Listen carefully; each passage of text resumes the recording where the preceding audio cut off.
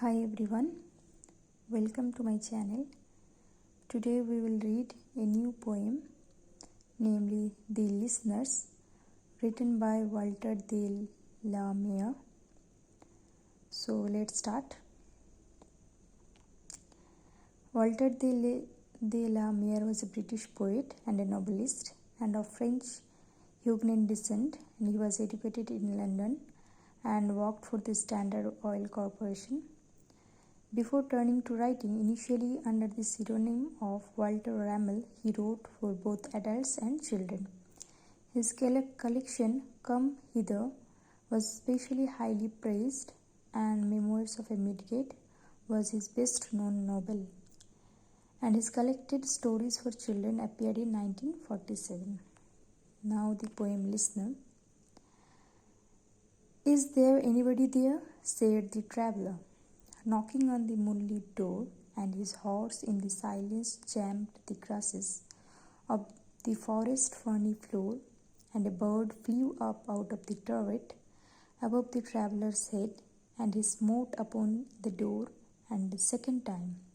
Is there anybody there? He said, but no one descended to the traveller. No head from the leaf-fringed sill leaned over and looked into his grey eyes, where he stood perplexed and still, but only a host of phantom listeners that dwelt in the lone house then stood listening in the quiet of the moonlight. To that voice from the world of man stood thronging the faint moonbeams on the dark stair that goes down to the empty hall, hearkening in an air stirred and second by the lonely traveller's call.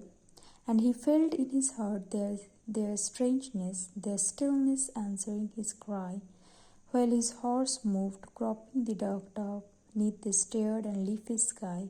For he suddenly smote the door even louder and lifted his head.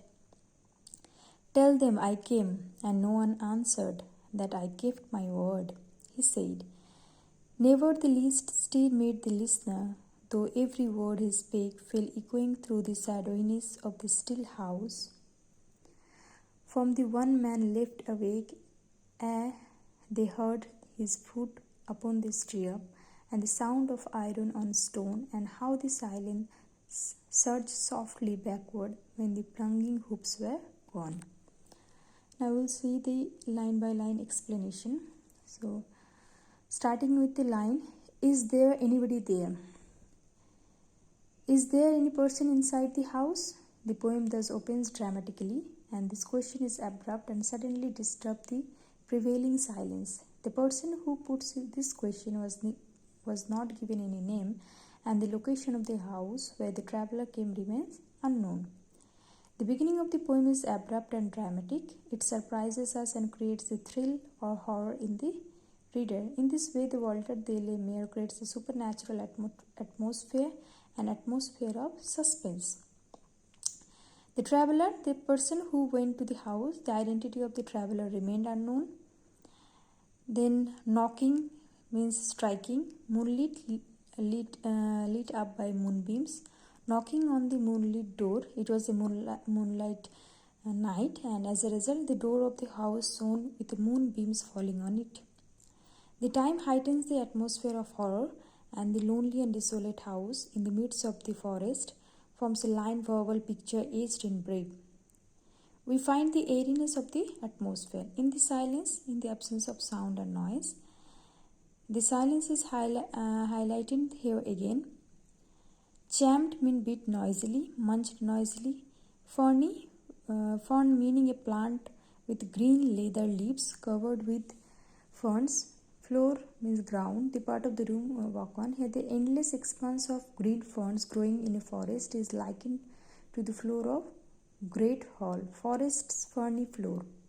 Instance of alliteration. Flew up, moved through the air, turret, small turret, tower. Turret means a small tower. This word suggests that the house of the traveller came to a very old one, because the houses with turrets were made in the feudal ages, and the bird builds his nest in the turret. The bird flew up out of the turret means when the traveller knocking at the door, the house broke the silence of the place, and this made the bird flew up out of the turret. This fine emphasis the utter desolation of the place. The bird was not accustomed to the movement or words of human being.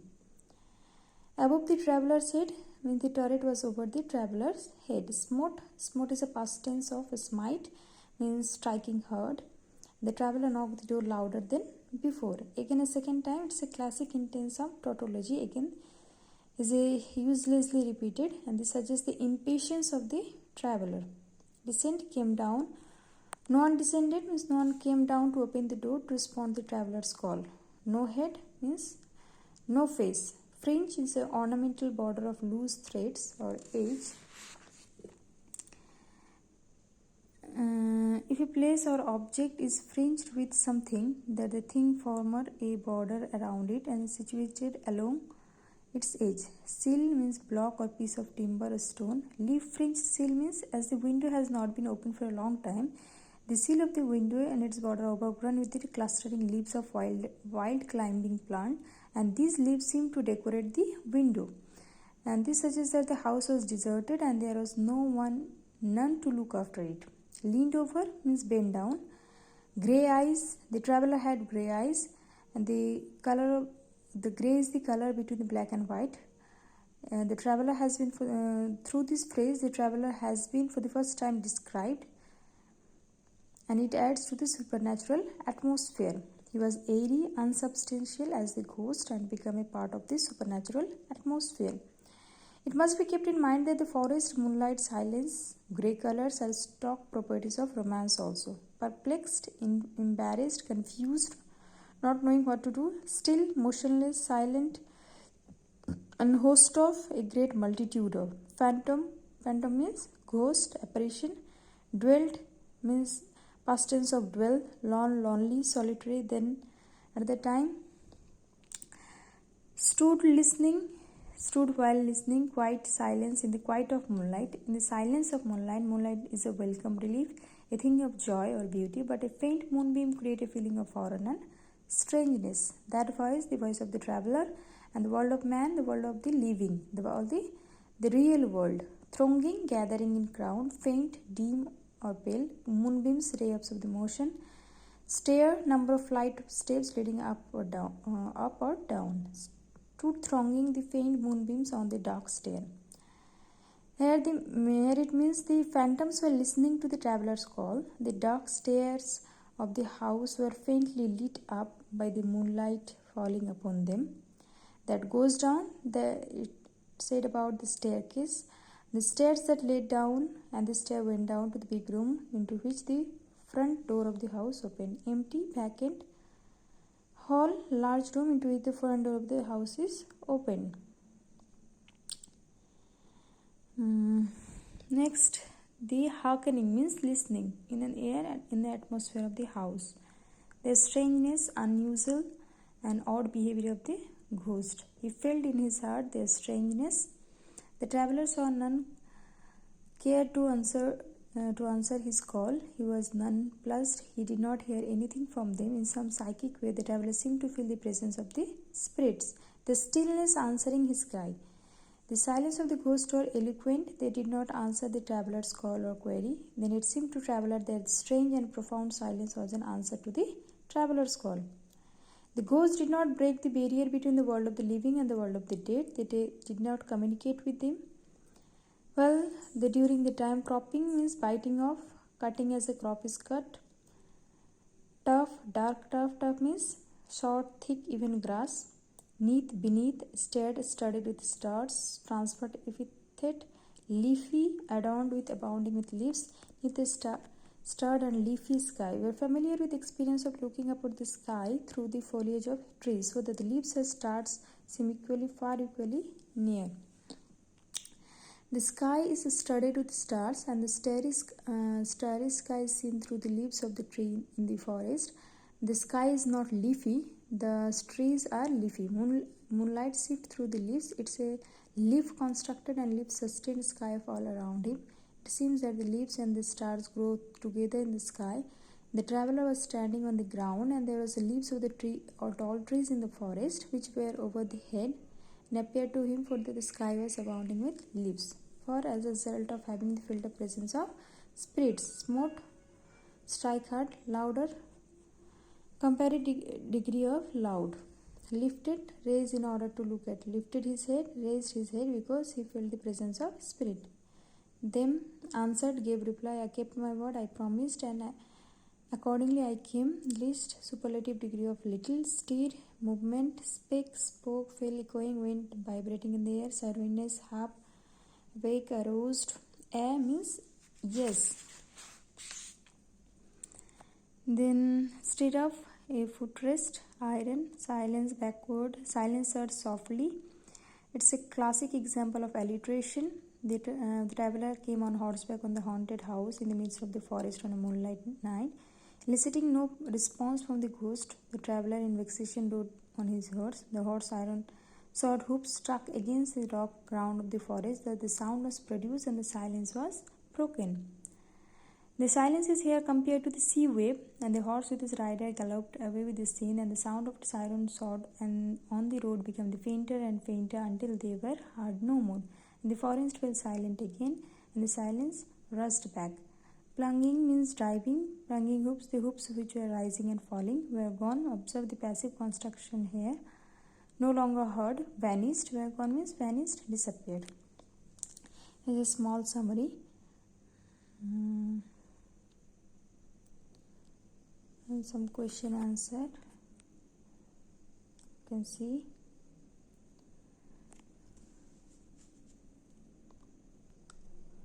Here some MCQ question. In the poem, the traveler represent the world of living. Then the word traveler begins with a capital because it represents all living human being. The phrase moonlit door means listener is a supernatural lyric. Chammed means munched noisily. Forest ferny floor. A turret means smote means strike hard. Again the second time the expression is an instance of tautology. Fringe means ornamental border of loose thread. Sill means block piece of timber, stone at the foot. The phrase leaf fringed sill means the sill of the window overgrown with clustering leaves of wild climbing plants. Traveler has grey eyes. Then the voice refer to the voice of the traveler. Thronging means gathering. Stare, the flight of step leading up to down. Hearkening, listening eagerly or intently. Ghost answer was stillness or silence. Cropping means biting off. Turf means bunch of grass. Stir, moment. Stone means the floor of the ground of the forest paved with stone.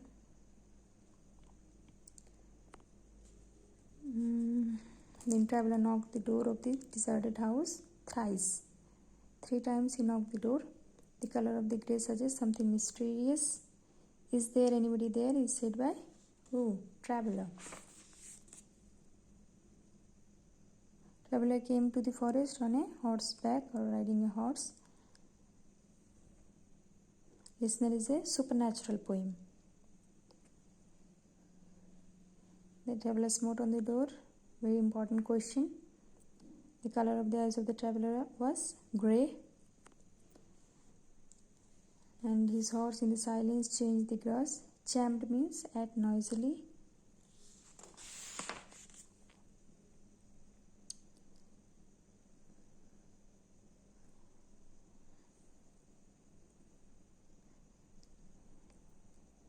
The silence reigning around the house where the traveler went was broken by how many types of sound? It says 6. It would be 6 types of sound. Okay. And number of lines is 36.